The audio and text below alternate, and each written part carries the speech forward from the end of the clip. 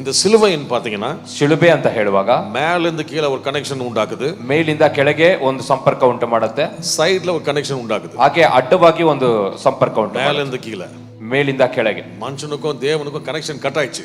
ದೇವರಿಗೂ ಮನುಷ್ಯನಿಗೂ ಸಂಪರ್ಕ ಕಟ್ಟಾಯ್ತು. ஆதாம் பண்ண தப்புனால ಆದಾಮ್ ಮಾಡಿದ ತಪ್ಪಿನಿಂದ சிலுவை என்ன பண்ணுச்சு? ಶಿಲುಬೆ ಏನ್ ಮಾಡಿತ್ತು? அந்த ரெஸ்டோரேஷன் கனெக்ஷன் கொடுத்துச்சு. ಆ ಪುನಃಸ್ಥಾಪನೆ ಸಂಪರ್ಕ ಮತ್ತೆ ಮಾಡಿತ್ತು. ஹalleluya. ಹಲ್ಲೆಲೂಯಾ. அது மாத்திரம் கிடையாது, ಅದು ಮಾತ್ರವೇ ಅಲ್ಲ, நம்ம என்ன பண்ணோம், ஒருத்தர் திருப்பி கனெக்ட் பண்ணிச்சு இந்த சிலுவையால. ಪುನಃ ನಮ್ಮನ್ನು ಒಬ್ಬರಿಗೊಬ್ಬರು ಪರಸ್ಪರ ಸಂಬಂಧ ತಂದಿತ್ತು ಶಿಲುಬೆಯ ಮೂಲಕ. இந்த சிலுவை வந்ததுனால ಈ ಶಿಲುಬೆ ಉಂಟಾದದ್ರಿಂದ யூதனும் கிடையாது, ಯಹೂದಿಯನೂ ಅಲ್ಲ, ಗ್ರೀக்கும் கிடையாது, ಗ್ರೀಕನೂ ಅಲ್ಲ, இயேசுக்குள்ள ஒரு ஃபேமிலியா இருக்கிறோம். ಯಾರು ಬೇರೆ ಬೇರ್ಪಟ್ಟಿಲ್ಲ, ಎಲ್ಲರೂ ಯೇಸು ಸ್ವಾಮಿಯಲ್ಲಿ ಒಂದು ಕುಟುಂಬವಾಗಿದ್ದೇವೆ. ஒரு ஆமென் சொல்றீங்களா? ಆಮೇನ್ ಹೇಳೋಣ. ஹalleluya. ಹಲ್ಲೆಲೂಯಾ. சோ உயர்ந்த ஜாதி தாழ்ந்த ஜாதி ஜாதி இதெல்லாம் ஒண்ணுமே கிடையாது. ಉನ್ನತ ಜಾತಿ ಕೆಳಗಿನ ಜಾತಿ ಆ ರೀತಿದು ಏನೂ ಇಲ್ಲ. ஆமென். ಆಮೇನ್. அல்லாஹ் ஒருத்தர் இயேசுக்குள்ள ஒரு குடும்பமா இருக்கிறோம். ಎಲ್ಲರೂ ಸಹ ಯೇಸು ಸ್ವಾಮಿಯಲ್ಲಿ ಒಂದು ಕುಟುಂಬವಾಗಿದ್ದೇವೆ. சோ இந்த சிலுவை என்னது? ಈ ಶಿಲುಬೆ ಅಂದರೆ அந்த ரோமர்கள் தான் என்ன பண்ணாங்க, கொஞ்சம் பர்ஃபெக்ட் பண்ணிட்டாங்க. ರೋಮಪುರದವರು ಅದನ್ನ ಪೂರ್ಣಗೊಳಿಸಿದರು. அது இந்த சிலுவைக்கு ஒரு பாத்தீங்கன்னா ஒரு அகோரமானது தான் அந்த சிலுவை. ಶಿಲುಬೆ ಅಂತ ಹೇಳುವಾಗ ಅದು ಬಹಳ ಒಂದು ಘೋರವಾದಂತದ್ದು. எதுக்கு? ಯಾಕೆ? அதை பார்த்தோன்னே தெரியும் இவன் திருடன் தான் அந்த சிலுவை அறையப்பட போறான்னு தெரியும். ನೋಡಿದ ಕೂಡಲೇ ಅವ್ರಿಗೆ ಗೊತ್ತಾಗತ್ತೆ ಇನ್ನು ಶಿಲುಬೆ ಅಂತ ಹೇಳುವಾಗ ಅದ್ರಲ್ಲಿ ಅವ್ರು ಜಡಿಯಲ್ಪಟ್ಟಿದ್ದಾನೆ, ಅವನು ಕಳ್ಳ ಅಂತ ಹೇಳಿ. ஆனா இயேசு கிறிஸ்து ಯೇಸು ಸ್ವಾಮಿ அதே சிலுவைய, ಆ ಶಿಲುಬೆಯನ್ನು, அந்த ஒரு அகோரமான காட்சியை ಬಹಳ ಘೋರವಾದ ದೃಶ್ಯವನ್ನು ஒரு புனிதமான ஒரு காட்சியா மாத்திட்டார். ಬಹಳ ಒಂದು ಅದನ್ನ ಬಹಳ ಒಳ್ಳೆಯ ರೀತಿಯಲ್ಲಿ ಬದಲಾಯಿಸಿದ್ರು. அதுதான் நம்ம சிலுவை. இங்கே ஒரு சிலுவை இருக்கு, ಇಲ್ಲೇ ಒಂದು ಶಿಲುಬೆ ಇದೆ. சிலுவை நம்ம ஒரு பெண்டன்ட் மாட்டிக்கிறோம். ನಾವು ಶಿಲುಬೆ ಅಂತ ಹೇಳಿ ಒಂದು ಕತ್ತಲ್ಲಿ ನೇತಾಕೋತೀವಿ. அது இயேசு அதை அழகுபடுத்தி இருக்கிறார். ಯೇಸು ಸ್ವಾಮಿ ಅದನ್ನ ಸೊಗಸಾಗಿ ಇಟ್ಟಿದ್ದಾರೆ. ஆமென் சொல்றீங்களா? ಆಮೇಲೆ ಹೇಳೋಣ. ஏதோ அகோரமா இருந்துச்சோ ಯಾವುದು ಘೋರವಾಗಿತ್ತು அது அழகாக்கிட்டார். ಅದನ್ನ ಅಂದವಾಗಿ ಮಾಡಿದ್ದಾರೆ. நம்ம வாழ்க்கை அகோரமா இருந்துச்சு ஒரு நேரத்துல. ನಮ್ಮ ಜೀವನ ಒಂದು ಕಾಲದಲ್ಲಿ ಬಹಳ ಘೋರವಾಗಿತ್ತು, ஆனா இயேசு அழகாக்கிட்டார். ಅದನ್ನ ಯೇಸು ಸ್ವಾಮಿ ಬಹಳ ಅಂದವಾಗಿ ಮಾಡಿದ್ದಾರೆ. ஹalleluya. ಹಲ್ಲೆಲೂಯಾ. சிலுவையின் மூலமாக, ಶಿಲುಬೆಯ ಮೂಲಕವೇ. சிலுவை எடுத்துட்டீங்கன்னா கிறிஸ்துவமே கிடையாது. ಶಿಲುಬೆಯನ್ನು ತೆಗೆದುಹಾಕಿದ್ರೆ ಕ್ರೈಸ್ತತ್ವವೇ ಇಲ್ಲ. அந்த சிலுவையை பாத்தீங்கன்னா ಶಿಲುಬೆಯನ್ನು ನೋಡಿದ್ರೆ அது ஒரு பிளஸ் சிம்பல் மாதிரி இருக்கு. ಅದು ಒಂದು ಪ್ಲಸ್ ಸನ್ನೆ ತರ ಇದೆ.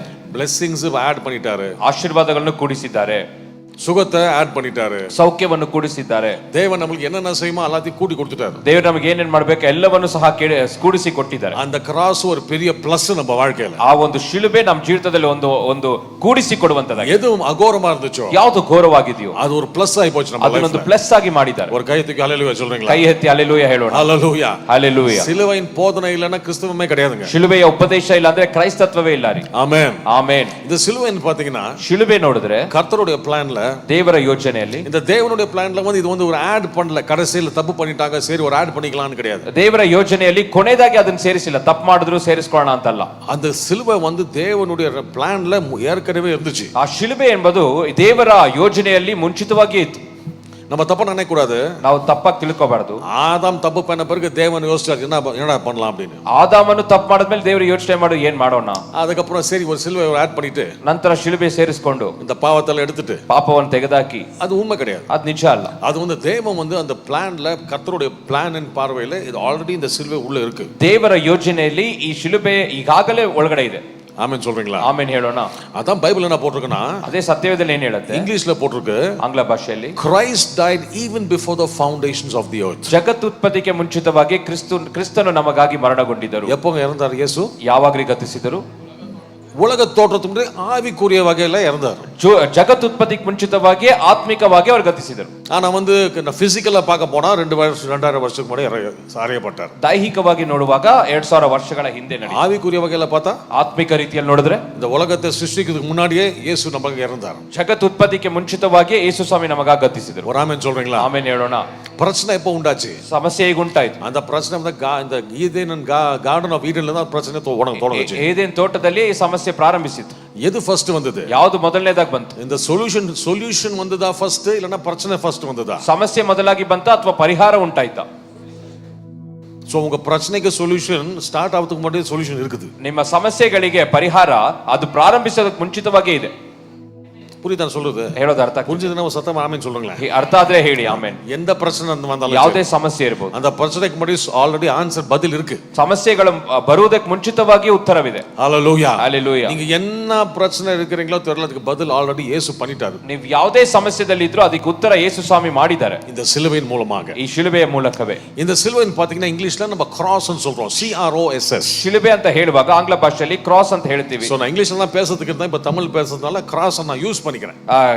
ಇಂಗ್ಲಿಷ್ ಭಾಷೆಯಲ್ಲಿ ಮಾತಾಡಬೇಕಾಗಿತ್ತು, ತಮಿಳಲ್ಲಿ ಹೇಳೋದ್ರಿಂದ ಕ್ರಾಸ್ ಎಂಬ ಪದವನ್ನು ಬಳಸ್ಕೊತೇನೆ. கிராஸ் ன்னு பாத்தீங்கன்னா உங்களுக்கு ஈஸியா ஞாபகம் வைக்கிறதுக்கு நான் வந்து CROSS அந்த வார்த்தையில பேச போறேன். ಕ್ರಾಸ್ ಅಂತ ಹೇಳುವಾಗ ಅದನ್ನ ಸುಲಭವಾಗಿ ನೆನಪಿಟ್ಕೊಳ್ಳಕ್ಕೆ CROSS ಅಂತ ಆ ಪದದಲ್ಲಿ ಮಾತಾಡೋಣ. முதலாவது எழுத்து C. ಮೊದಲನೇದಾಗಿ ಸಿ ಎಂಬ ಅಕ್ಷರ. C என்றால் என்ன? ಸಿ ಅಂದರೆ ಏನು? கிரைஸ்ட். ಕ್ರಿಸ್ತನು. நம்மளுடைய சிலுவைக்கு முக்கியமான ஒரு நபரா இருக்கிறது கிறிஸ்து தான். ನಮ್ಮ ಶಿಲುಬೆಗೆ ಬಹು ಮುಖ್ಯವಾದ ಒಂದು ವ್ಯಕ್ತಿ ಯಾರಂದ್ರೆ ಕ್ರಿಸ್ತನೇ. அவர்தான் வந்து இந்த சுவிசேஷத்துக்கு அவர்தான் மூல காரணமா இருக்கிறார். ಅವರೇ ಈ ಒಂದು ಸುವಾರ್ತೆಗೆ ಮೂಲತಃವಾಗಿದ್ದಾರೆ. ಯೇಸು ಕ್ರಿಸ್ತು. ಯೇಸು ಕ್ರಿಸ್ತನು ನಮಗಾಗಿ ಮರಿತಾರ್, ನಮಗಾಗಿ ಗತಿಸಿದರು. the most important figure. ಬಹಳ ಮುಖ್ಯವಾದಂತಹ ಒಂದು ಚಿತ್ರಣ ಯೇಸು ಕ್ರಿಸ್ತು. ಯೇಸು ಕ್ರಿಸ್ತನು. that stands for the letter C. ಅದು ಸಿ ಎಂಬಂತ ಅಕ್ಷರಕ್ಕೆ ಗುರುತು. ಅವರು என்ன பண்ணாரு? ಏನ್ ಮಾಡಿದ್ರು? ಪಾಪத்தினால ಆರ್ redeemed. ಪಾಪದಿಂದ ಆರ್ ಅಂತ ಹೇಳುವಾಗ ವಿಮೋಚಿಸಿದರು. ಮೀಟರ್ ರೈಟ್ங்களா? ನಮ್ಮನ್ನು ಅವರು ವಿಮೋಚಿಸಿದರು. so C வந்து கிரைஸ்ட், ಸಿ ಅಂತ ಹೇಳುವಾಗ ಕ್ರಿಸ್ತನು, ಆರ್ வந்து redeemed. ಆರ್ ಅಂತ ಹೇಳುವಾಗ ವಿಮೋಚನೆ. நம்ம என்ன பண்ணாரு? ನಮ್ಮನ್ನ ಏನ್ ಮಾಡಿದ್ರು? என்ன பண்ணாரு? ಏನ್ ಮಾಡಿದ್ರು? மீட்டு எடுத்தார். ನಮ್ಮನ್ನು ವಿಮೋಚಿಸಿ ತೆಗೆದರು. ஓ ಓ ಇಂಗ್ಲಿಷ್ல ಒಬೀಡಿಯನ್ಸ್. ದೇವனுக்கு முன்பாக அவர் கீழ்ப்படிந்தார். ದೇವರ ಮುಂದೆ ಅವರು ವಿಧೇಯರಾಗಿದ್ದರು. சோ அந்த ஒபீடியன்ஸ், அந்த கீழ்ப்படிதலின் மூலமாக நம்மளை ரட்சித்தார். ಆ ವಿಧೇಯತೆಯ ಮುಂಚೆ ಅವರು ನಮ್ಮನ್ನ ರಕ್ಷಿಸಿದರು. பைபிள் என்ன போட்டிருக்கு? ವಾಕ್ಯದಲ್ಲಿ ಏನ್ ಹೇಳುತ್ತೆ? even to the death of the cross. ಮರಣದವರೆಗೂ. so Christ redeemed us. ಕ್ರಿಸ್ತನು ನಮ್ಮನ್ನು ವಿಮೋಚಿಸಿದರು through his obedience. ಅವರ ವಿಧೇಯತೆಯ ಮೂಲಕ. அடுத்த எழுத்து வந்து S. ನಂತರ ಅಕ್ಷರ ಎಸ್. through his sacrifice. ತನ್ನ ತ್ಯಾಗದ ಮೂಲಕ. S வந்து sacrifice. ಎಸ್ ಅಂದ್ರೆ ತ್ಯಾಗ. அந்த காலத்துல sacrifice. sacrificeனா ಸ್ಯಾಕ್ರಿಫೈಸ್ ಅಂತ ಹೇಳುವಾಗ ತ್ಯಾಗ. தியாகம் இல்ல, தியாகம். சரி, அவருடைய தியாகத்தின் மூலமாக. ತನ್ನ ತ್ಯಾಗವನ್ನು ಮೂಲಕ.